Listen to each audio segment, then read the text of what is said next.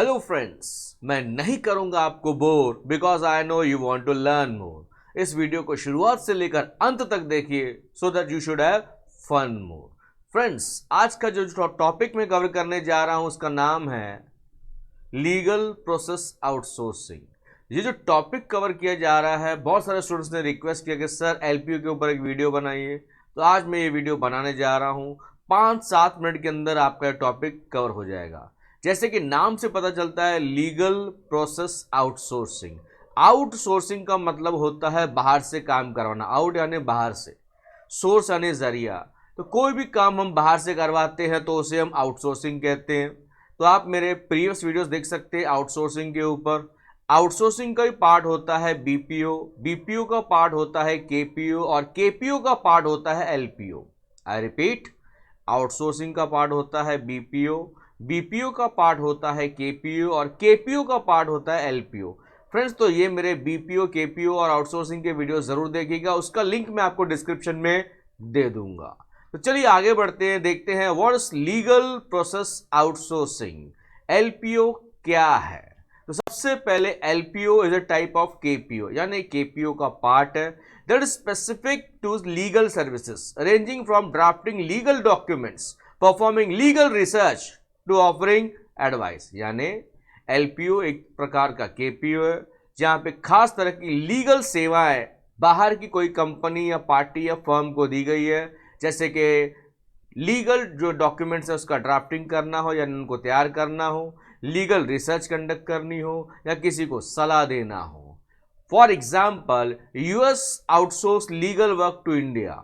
Foreign की US की company legal work India को दे रही है, where it can be perform at decrease cost. Yes, सारा मैटर कॉस्ट का है। क्यों ये लोग हमें काम दे रहे हैं? फॉरेन की कंपनी इंडियन कंपनी को लॉ का काम करने को क्यों दे रही है? सीधी सी बात है, इससे उनका कॉस्ट कम होगा। इंडिया में लेबर चीप है, करेंसी का डिफरेंस है, तो उनको इंडिया में वही चीजें सस्ते में करके मिलती है।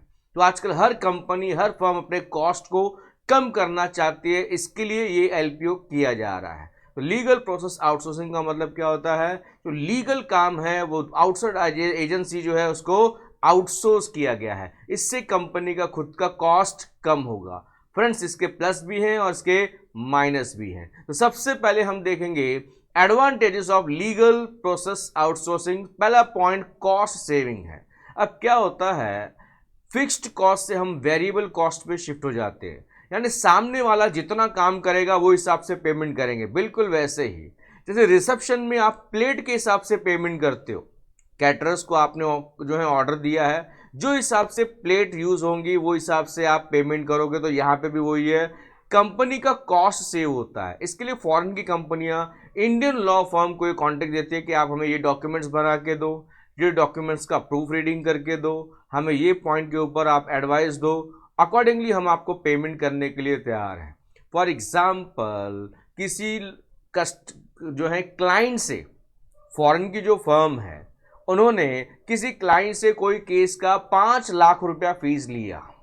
अब उसमें इतना सारा लीगल डॉक्यूमेंट वर्क करना है, तो उन्होंने 1 लाख रुपया इंडियन कंपनी को, इंडियन फर्म को दे दिया कि आप हमें ये सारे डॉक्यूमेंट्स बना के दो, ये करके दो, वो करके दो, ऐसा करके दो, वैसा करके दो।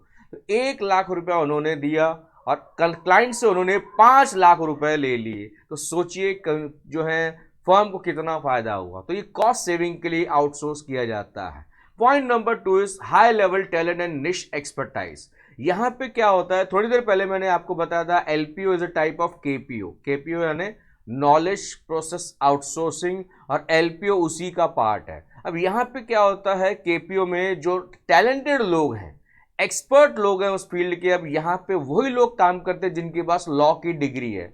तो हाई लेवल के टैलेंट को यहाँ पे अट्रैक्ट किया जाता है। और निश एक्सपर्टाइज का मतलब क्या होता है, ये लॉ फर्म जो है इतने समय से उस बिजनेस में है, तो ये अपना बेस्ट देने की कोशिश करेंगे। इससे क्या होगा, कंपनी को बेहतरीन सर्विस मिल पाएगी, वो भी एट लो कॉस्ट, इसीलिए आउटसोर्स किया जा रहा है। पॉइंट नंबर 3 क्या है, combination of in house and external talent. अगर हम किसी और को कॉन्ट्रैक्ट दे रहे हैं तो हम अपना टैलेंट भी यूज कर रहे हैं और सामने वाले का भी टैलेंट यूज हो रहा है, तो दोनों का टैलेंट का कॉम्बिनेशन होगा, तो डेफिनेटली इससे कंपनी को, फर्म को फायदा होगा। That is combination of in house and external talents. ये था सिक्के का एक पहलू। अभी हम देखेंगे सिक्के का दूसरा पहलू, that is disadvantages of LPO. Point number 1 is problem of ऑथेंसिटी। ऑथेंसिटी क्या होता है, हम किस पे भरोसा कर सकते हैं, कौन सा व्यक्ति भरोसे लायक। अब क्या होता है, यहाँ पे सारी चीजें हमें सामने वाले को बतानी पड़ती है, तो वो व्यक्ति पे हम कितना भरोसा कर सकते हैं, वो व्यक्ति कितने भरोसे के लायक है। कहीं ऐसा ना हो कि वो हमारे सारे मैटर को जो है लीक कर दे, हमें प्रॉब्लम क्रिएट कर दे। ये भी एक डर बना रहता है जो कि माइनस पॉइंट है। Point number 2 is problem of in depth knowledge. सोचो फॉरेन की लॉ फॉर्म ने इंडियन लॉ फॉर्म को कॉन्टेक्ट दिया है, लेकिन यहाँ पे खिलाड़ी की जगह अनाड़ी को काम पे रखा गया है। सपोज जिस बंदे को वो काम दिया गया वो उस काम में एक्सपर्ट नहीं है, उसको इतना इन डेप्थ नॉलेज नहीं है लॉ के बारे में, तो क्या उस केस को सही ढंग से तैयार कर पाएगा, केस पेपर को वो हिसाब से रेडी कर पाएगा, रिसर्च अच्छे से कंडक्ट कर पाएगा, एक्सेट्रा एक्सेट्रा। तो ये माइनस पॉइंट है। That is what is given it disadvantages. Point number 3 is problem of cultural and language barriers. Cultural and language barriers की हम बात करें, यानी प्रॉब्लम की हम बात करें। अब फ्रेंड्स क्या हो रहा है, इंडियन कल्चर अलग है, फॉरेन का कल्चर अलग है, वहाँ की लैंग्वेज और यहाँ की लैंग्वेज में ज़मीन और आसमान का फ़र्क है। तो कई बार क्या होता है, फॉरेन की कंपनी इंडियन कंपनी को कॉन्टेक्ट देती है तो दोनों के बीच में प्रॉब्लम हो सकती है, क्योंकि दोनों की लैंग्वेज और कल्चर अलग अलग है। तो इसका कई बार प्रॉब्लम फेस करना पड़ सकता है, जो कि माइनस पॉइंट है। दो फॉर्म्स में आपस में क्लैशेस हो सकते हैं, डिस्प्यूट्स हो सकते हैं regarding language, use of words, culture etcetera. उसी से कनेक्टेड है पॉइंट नंबर 4, जोग्राफिकल हर्डल्स, यानी जोग्राफिकल गैप है between firm and clients. Firm किसी और देश में है, क्लाइंट किसी और देश में है। अब दो पार्टीज यहाँ पे फेस टू फेस कॉन्टेक्ट नहीं कर पा रहे हैं, फिजिकली एक दूसरे से नहीं मिल पा रहे हैं, सारा काम जो है ऑनलाइन होता है, कॉन्ट्रैक्ट बेसिस पे होता है। तो ये माइनस पॉइंट है कि हम सामने वाले के साथ जोग्राफिकल डिस्टेंस बहुत ज़्यादा है, जो कि माइनस पॉइंट बताया गया है। तो these are the disadvantages of LPO.